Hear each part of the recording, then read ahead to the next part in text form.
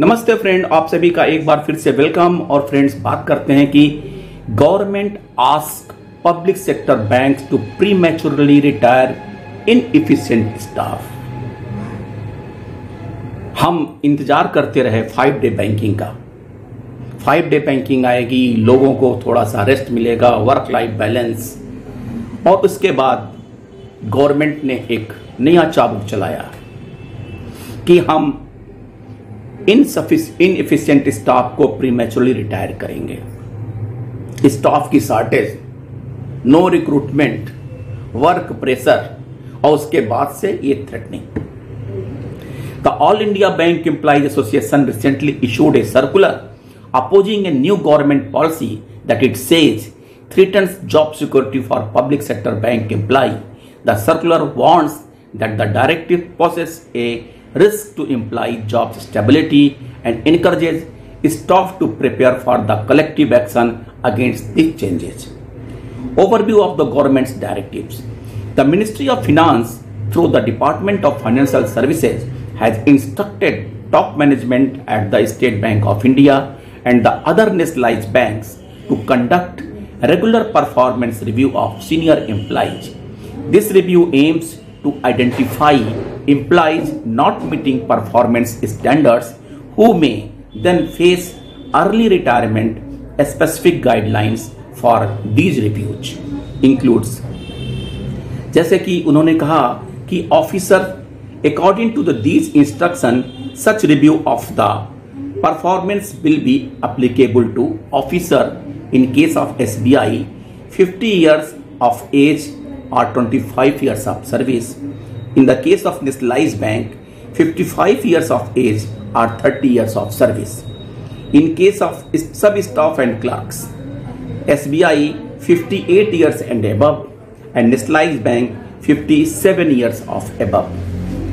The instruction is to review the performance and efficiency of the above covered officer and employees and retire them prematurely in public interest if their performance and the efficiency is not to the satisfaction at the management.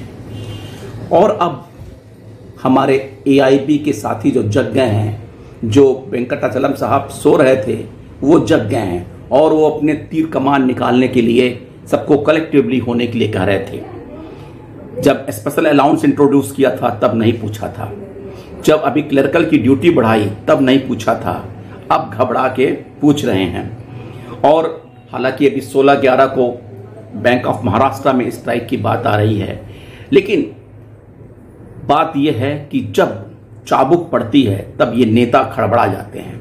आप लिखते हैं अपने circular में, The need of the hour is to stand by the side of the employees and officers to boost their morale and ensure congenial working atmosphere, but unfortunately, the government has chosen to escalate such attacks, threats, terrorization, and the intimidation of the employees and the officer.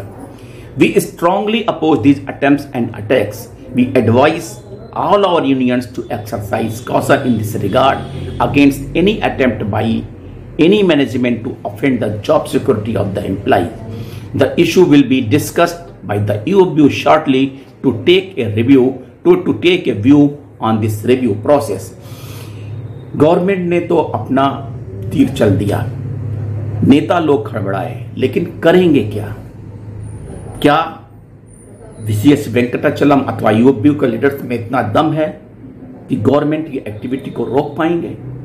ये एक प्रश्नवाचक चिन्ह है। केवल क्योंकि ये नेता बाकी दिन तो कॉन्फ्रेंस करते हैं, ट्राइनियल, बाइनियल, साइनियल जो भी होता है, यंग, महिला, सबके अलग अलग कॉन्फ्रेंस करके मजा लो, पैसा लूटो। वाकई इनका क्या लेजन है डिपार्टमेंट से, IBA से, DFS से, मिनिस्ट्री से? ये कुछ नहीं, ये केवल अपनी झोली भरते हैं। जब कुछ होता है तो कहते हैं स्ट्राइक करो। अभी भी समय है कि वेंकटाचलम और वनलेस नमस्ते करें और यंग जनरेशन को बनाएं जो उनकी बातों को समझे और रियलाइज करे, ताकि बैंकर्स का जो लाइफ वर्किंग स्टाइल है वो ठीक ढंग से चल पाए। थैंक यू फ्रेंड्स, नमस्ते।